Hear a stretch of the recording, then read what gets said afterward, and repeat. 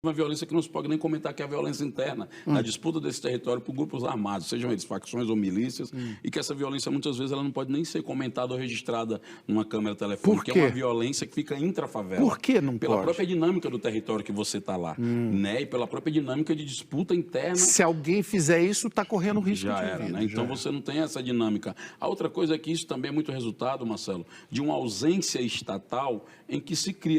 E no mundo, na disputa, no mundo não tem vácuo. Se você não está, alguém estará.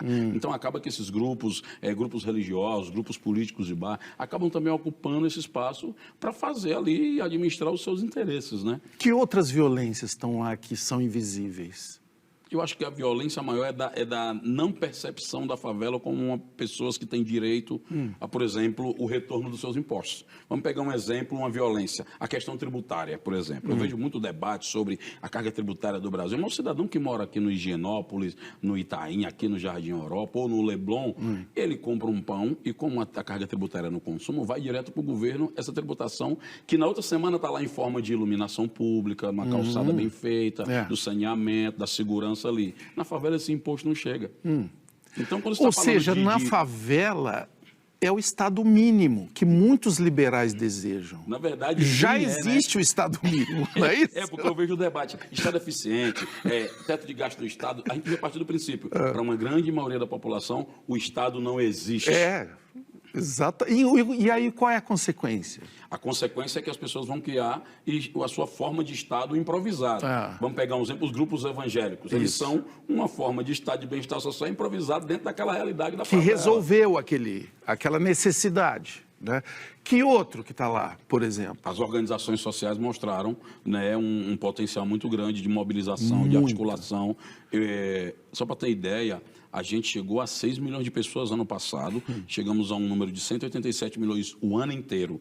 Esse ano nós já estamos aí com mais de 300 milhões de reais, a nossa meta é 600 até o final. Então nós, não estou falando a CUFA porque, assim, do tamanho e da dimensão que a gente produziu, né, de acordo com a sua pergunta, mas tem lideranças como René Silva, organizações como a Frente Nacional Antirracista, Gerando Falcões, que estão fazendo também. Assim, são muitas pessoas que atuam. E aí as ONGs, é bom falar disso, porque elas sofrem preconceito no Brasil, por incrível que pareça. O Brasil é feito de um tecido de educadores, de ativistas, que estão em ONGs, muitas vezes com dificuldades imensas, e às vezes são taxados de estarem pegando uma boquinha, não é isso? Principalmente a tradição do Brasil é estranha, porque convencionou-se, se você trabalha com social, você não pode falar de economia.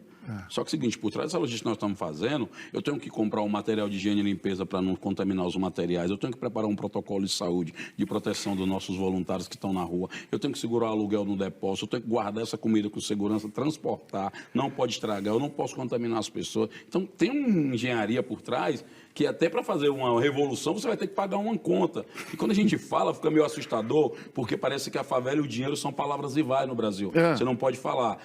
Todo mundo quer ser solidário. Por quê? Porque tem a ver com a história brasileira. A história brasileira é o quê? Você tem 521 anos de Brasil, tem 388 anos de escravidão, onde a maioria da população foi literalmente despejada, né? E aí no dia 14 de maio, você imagina hoje, 14 de maio, os pretos tudo despejados na rua depois da escravidão. Quem tinha sua plaquinha estava de boa, que era tipo o documento que o policial pede hoje, né? O Aqui não tinha. Zezé, e isso foi ontem.